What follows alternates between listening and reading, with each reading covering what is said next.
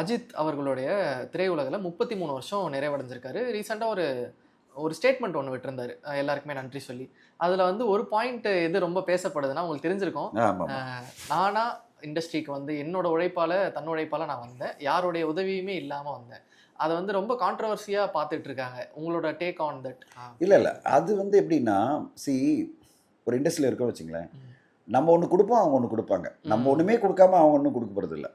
அதாவது அந்தந்த நேரத்தில் அந்தந்த பேர் யாராவது ஹெல்ப் பண்ணுவாங்க, அதில் டவுட்டே கிடையாது. அதை எல்லாமே நம்ம லிஸ்ட் போட முடியாது. அப்படிப்பட்ட அவருக்கு வந்து மிகப்பெரிய வந்து நிக்காட் சக்கரவர்த்தி, அவர் தான் கூட இருந்து வாலி படம்லேருந்து நிறைய படம் அவர் தான் பண்ணது வரலாறுலாம். நிக்காட் சக்கரவர்த்தி வந்து பல படங்கள், ஒரு 10 படங்கள் கிட்ட பண்ணியிருக்காரு. அப்படி போட்டால் பெரிய லிஸ்ட் போடணும். எஸ்பிபிலாம் சொல்லுவாங்க, எஸ்பிபி சொல்லுவாங்க, ப்ளஸ் வந்து நிக்காட் சக்கரவர்த்தி சொல்லலாம். நிக்காட் சக்கரவர்த்தி வந்து அஜித் சாரை கூட்டிட்டு பல ப்ரொடக்ஷன் ஹவுஸ் போனதாக சொல்லுவாங்க. அதுலேருந்து தான் அவருக்கு பிரேக் த்ரூலாம் கிடைச்சது சொல்லுவாங்க. அது பிறகு அவருக்கு நிறைய சுரேஷ் சந்திரா பல வருஷமா அவர் கூடவே இருக்காரு, நம்பரா இருக்காரு. அவர் எங்கேயாவது சொல்லவே இல்லையே. அப்படின்னா சுரேஷ் சந்திரா சொல்லியிருக்கணும், நிக்காட் சக்கரவர்த்தி சொல்லியிருக்கணும், அப்படிதான் எஸ்பிபி சொல்ல முடியும். அவர் அப்படி சொல்ல விரும்பல. நான் தனிப்பட்ட முறையில் கஷ்டப்பட்டு நான் வந்திருக்கேன் அப்படின்னா நீங்களும் வர முடியும் அப்படின்ற எண்ணத்தில் தான் நம்ம பார்க்கணும். அதில் அவர் சொன்ன ஒரே ஒரு விஷயம் தான், அதாவது எப்படின்னா, என் ரசிகர்களை நான் வந்து என்னுடைய யூஸ் பண்ணிக்க மாட்டேன், யூஸ் பண்ண மாட்டேன் சொன்னேன். அதை நீங்க கேட்கலாம்.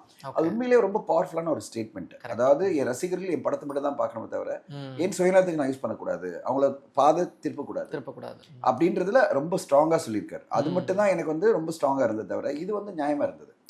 நியாயமா இருந்ததுன்னா அவர் என்ன சொல்றாரு, நான் வந்து என்னுடைய உழைப்புல என்னுடைய இதுல வந்து அந்தந்த நேரத்தில் அவர் நிறைய படத்துல டிராப் பண்ணாங்க, அவருடைய உடம்பு சரியில்லாம போனப்போ டிராப் பண்ணாங்க.